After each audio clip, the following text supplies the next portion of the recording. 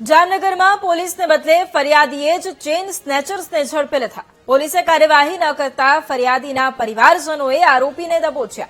સીસીટીવીના આધારે ઓળખ કરી અને આરોપીને પકડી લીધા હોવાનો પરિવારજનોનો દાવો છે। 18 દિવસ પહેલા ગુલાબનગર દયાનંદ સોસાયટીમાં આ ઘટના ઘટી હતી। ફરિયાદી જયશ્રીબેને સિટી બી ડિવિઝન પોલીસ મથકે ફરિયાદ નોંધાવી હતી।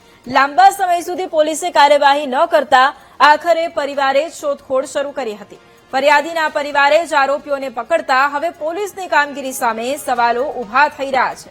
તો જામનગરના આ દ્રશ્યો છે કે જ્યાં પોલીસના બદલે હવે ફરિયાદીએ જ ચેઇન સ્નેચરને ઝડપે લીધા છે અને આ જ મુદ્દે સંવાદદાતા હિરેન ફોન લાઈન પર છે।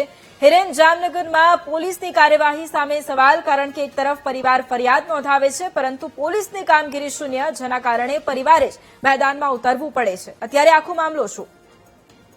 જી વૈભવી, ચોક્કસ જણાવી દઉં કે જામનગરમાં જે આ ઘટના બની હતી જેને અત્યારે 18 થી 19 દિવસ જેવો સમય વીતી ગયા છતાં હજુ સુધી પોલીસ દ્વારા કોઈ પ્રકારની કાર્યવાહી ન કરવામાં આવી હોવાનો જે દાવો છે તે પરિવારજનો કરી રહ્યા છે। પરિવારજનો સાથે વાત કરતા જે ચર્ચામાં જાણવા મળ્યું હતું કે ફરિયાદી જયશ્રીબેન છે તેના દ્વારા સિટી બી પોલીસ સ્ટેશન છે તેમાં ફરિયાદ નોંધાવવામાં આવી હતી, પરંતુ પોલીસ દ્વારા કોઈ પણ પ્રકારની કાર્યવાહી ન કરતા આજે પરિવારે જે પરિવારજનો છે તેના દ્વારા જ આ તપાસ આરંભવામાં આવી હતી અને જે વિસ્તારના જે ગુલાબનગર વિસ્તાર છે તે વિસ્તારના સીસીટીવી ફૂટેજ છે તે ચકાસણી શરૂ કરી હતી। તે દરમિયાન જે ચેન ખેંચીને જે ભાગી ગયેલા શખ્સ છે તે સીસીટીવી કેમેરામાં કેદ થયું છે, જેને લઈને પરિવારે આ જે ચેન ખેંચનાર શખ્સ છે તેને ઓળખી બતાવ્યું હોવાનું જે પરિવારજનો છે તે જણાવી રહ્યા છે, પરંતુ હજી સુધી પોલીસ દ્વારા જે કાર્યવાહી કરવામાં આવી છે તે હજી સુધી કરવામાં નથી આવી। ત્યારે ક્યાંક ને ક્યાંક પોલીસની